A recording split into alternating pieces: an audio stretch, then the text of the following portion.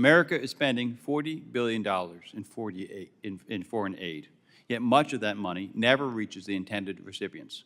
Instead, it gets caught up in bureaucratic inefficiencies and organizations that have not always been transparent with the American taxpayer.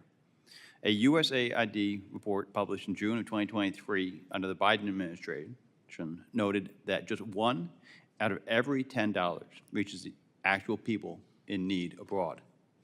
A recent study by the Middle East Forum revealed that USAID awarded $164 million in taxpayer funds to extremist organizations, including $122 million to groups linked to designated terrorist entities. I believe that my colleagues here would agree that this reckless spending has drifted from American interests and instead has benefited foreign interests. It is time that we commit to cutting waste, fraud, and abuse in government funding on programs and initiatives that do not align with American values.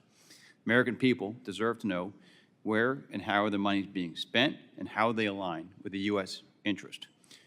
Mr. Yoho, should this reorganization include a comprehensive forensic audit of USAID spending over the past 4 years, how should this audit identify waste, fraud, corruption, and programs that may have undermined U.S. foreign policy objectives? Absolutely, but I mean, you could go back years.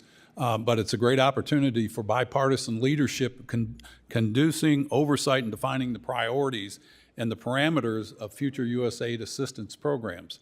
That leads to the certainty that where we're not wavering. It creates continuity in our programs, and it makes us stronger.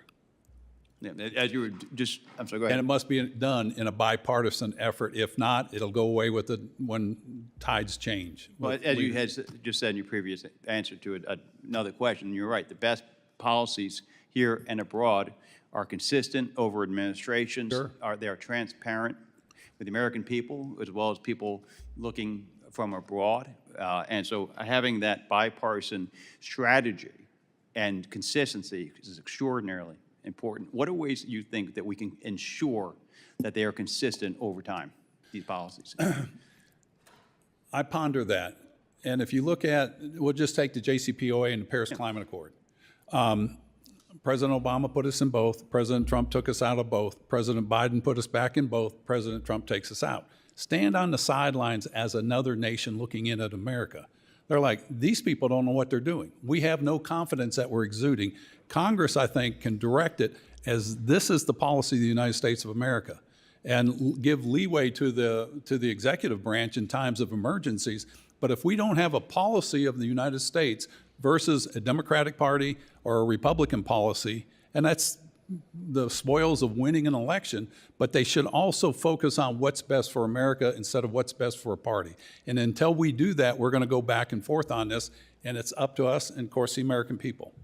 And so how would you, if you were structuring this legislatively and making sure it's bipartisan solutions that's consistent over time, how would you structure that under your best vision?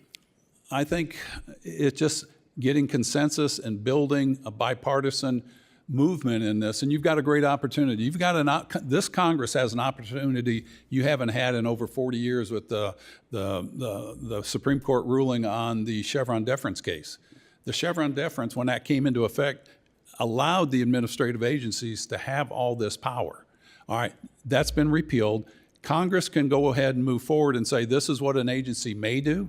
This is what they shall not do. And if we don't do that in a bipartisan way, it's going to go right back to these agencies, and Congress has allowed their powers to be usurped again by administrative agency, and you have administrative law. And as we're doing that and constructing it, how do we ensure that taxpayer-funded aid does not fall into the hands of corrupt governments, terrorist organizations, or entities that are hostile to U.S. interests, Mr. Yoho?